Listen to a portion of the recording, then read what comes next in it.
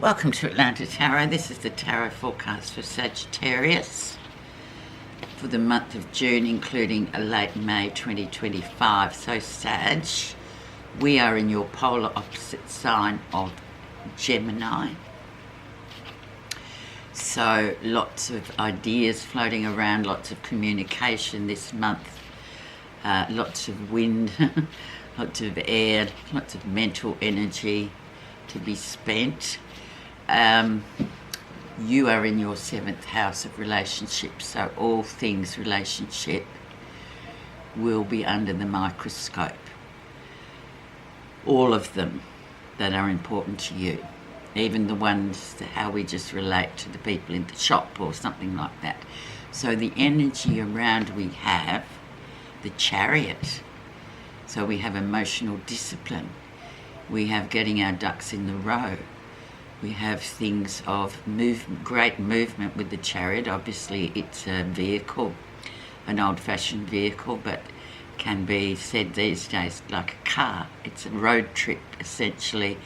But moreover, it's about sort of having everything sorted out for a journey that you need to take. So you need to be meticulous in everything being done properly. No cutting corners, Sagittarius.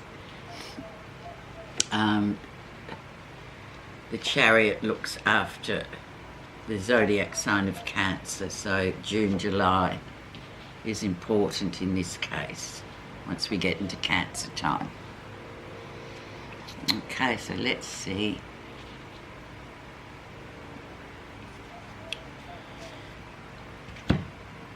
Where you are right now, Sag. King of Cups, so very emotional intelligence, lots of intuition needed this month. This guy here can be a sort of interesting information person for you to get advice from as well. On the other side, he may be somebody that you're struggling with in your relationships and you think, oh my God, you know, he's so emotionally intelligent on some levels, but on others he's not. But nevertheless, it's about that emotional intelligence, and it's about using intuition to decipher what you're going to do this month. Very much an introspective type of energy, really. So whoever he is, he's there, front and centre. The influencing card on this and the rest of the reading is the moon, so an unknown outcome. So maybe we'll have to wait till the full moon in June, the full moon in Sagittarius. Yeah, full moon in Sagittarius this month. So coming up in June, we're not yet in June, but this will be very important. So something is obscured. We can't really see the forest for the trees at the moment. Major card, so major energy of just, it's like a gestation, it's waiting, which is really hard in this day and age to do. But nevertheless, we have that, and we have the advice of the Chariot, which says make sure everything you do is emotionally disciplined. Don't miss anything out, or else it will catch up with you. Let's have a look at April, May and see what was going on there and which still holds today. Queen of Swords, so really, you know, decisive action here, clarity coming in, really getting on top of things, making things happen, decision maker, clarity with the decisions, hopefully getting rid of dead wood. I know there's a lot of big shifts coming through for all of us recently, where we've probably moved away from people that it no longer serves us to be around because of arguments or constant patterns that no longer sort of fit with our life. She's a very good sort of adjudicator. She's a person that literally will say it how it is, whether you like it or not. So it's a great card for clarity as well. Very interesting in your relationships too. What you have been, who you've been culling and who you haven't, who's staying and who's going kind of thing, but also with decisions, ideas. She's very sort of forthright like it or not kind of energy. And we all have those people in our lives. Okay, so let's see recent influences. 5 of Swords, so conflict going on here every which way. Time of big change too, mentally. Conflict, different people giving you different sort of pieces of advice that you think, oh my God, you know, I don't know what to do, but you have to really rely on your own sort of source of how to get things done, the Sagittarian way. So a lot of conflict there. Difficult card sometimes, but it's only a minor card, so I suggest you just keep to your own counsel with this one and move forward as you need to, because it's sort of hectic really, this 5 of Swords, and it's your mental energy bouncing from one thing to the other. Should I, shouldn't I? Anyway, there it is. So keep your own counsel, Sagittarius.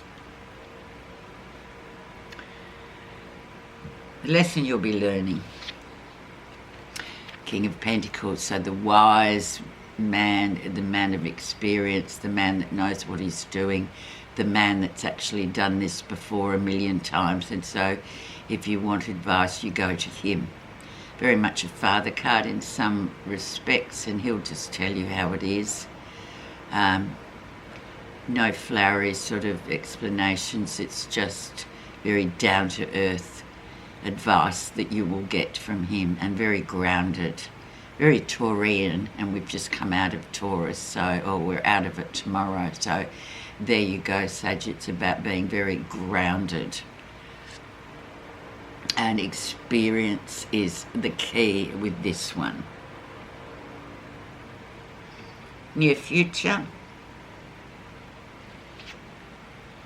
8 of Swords, keeping your personal power for yourself, a bit akin to the 5 of Swords, like lots of variations here where you just, people will be telling you to do this or advising you that, and you just have to keep your personal power and believe in what you've started and just keep going. You have the big Chariot card here as your energy, and you have the Moon card, so we just literally have to it's like blind faith in a way, but not really. As long as you've got all your ducks in a row, you can't go wrong. The outcome is unknown at this moment, but never mind, keep your personal power to yourself, because that can be to your detriment if you don't, if you give it away to other people. Let's see what's happening that you're not realising. 4 of Cups, so yeah, just feeling a bit down and out at the minute emotionally, just, you know, you've had the big high and now you sort of adrenaline dump back to 4, and you're thinking, oh my God, you know, have I done the right thing? It's very transitory though, it can be overwhelming, questioning and self-doubt here emotionally, but never mind, you know, we've got to factor that into whatever we do. We're only human here. So that is really playing in as well. So it looks like you're in kind of a bit of a confronting situation. You've made some big sort of strides out of your comfort zone. And of course these cards do come in just to remind us that, yeah, it can be quite fraught, but you just have to keep going and make sure everything is emotionally, you know, your discipline is discipline. How others see you. This will be interesting, Sag. 3 of Cups, celebration. Could be a relationship, 3 in a relationship, but moreover it's like celebrations, great times ahead, things going well for you. In other cases, we are in the house of relationships, so it could be sort of a 3-way kind of, you may be interested or someone may be interested in you, but they're all already attached to someone else, which can be not a good idea at the moment. So take it or leave it, which one applies to you, but they're the 2 main sort of core meanings of this card here. So it's either a celebration or a sort of a connection with 3 people involved, which can be a bit difficult.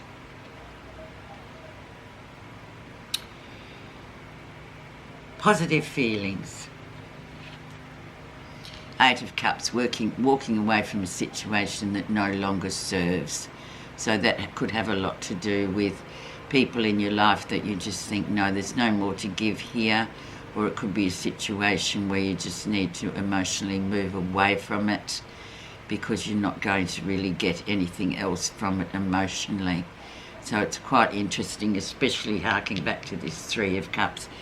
Indeed, we are in the relationship zone, so, you know, that things like that, it's just time. Sometimes you just have to, you know, close that chapter because you can see that it's not really aligning with what you're doing and it's not going to be good for anybody else in the long term. The final outcome, Sagittarius. And then we get the Two of Cups. So how beautiful. So there you find that absolute hand-in-glove fit. It can be a relationship where it's really solid and you just bounce off each other. Very soulmate type of energy, but it also can be something, a project that really comes together and it aligns well with you. So it's a beautiful card. Now we've got lots of cups here. We've got 1, 2, 3, 4. So lots of emotions going on. So as I said before with the Chariot, emotional discipline is key. Not easy though. Okay, I think we'll just put a clarify on that Eight of Swords, which is giving your personal power away.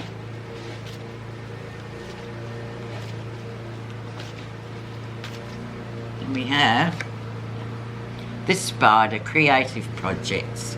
So it's all about being creative with everything we do. It's all about, you know, creativity is just a day-to-day thing as well, like putting your all into any sort of task you have during the day. This is really important. A lot of people say, oh, I'm not creative at all, but we all are. That's the way we attack a certain situation, or in fact, you know, an everyday situation. How we cook, whatever we do, creativity comes in. So that's a really nice card to have. And, you know, underneath the Eight of Swords, it's like do things your way, like be creative with it. Don't, you know, just think there's one way. There's many ways to sort of solve a problem, and being creative is one of those things that's really important, rather than just going, oh my God, I'll just ask someone to help me. Because you can only help yourself in this matter, especially with relationships. Thanks so much for listening, Sag. I hope you have a really good 4 weeks.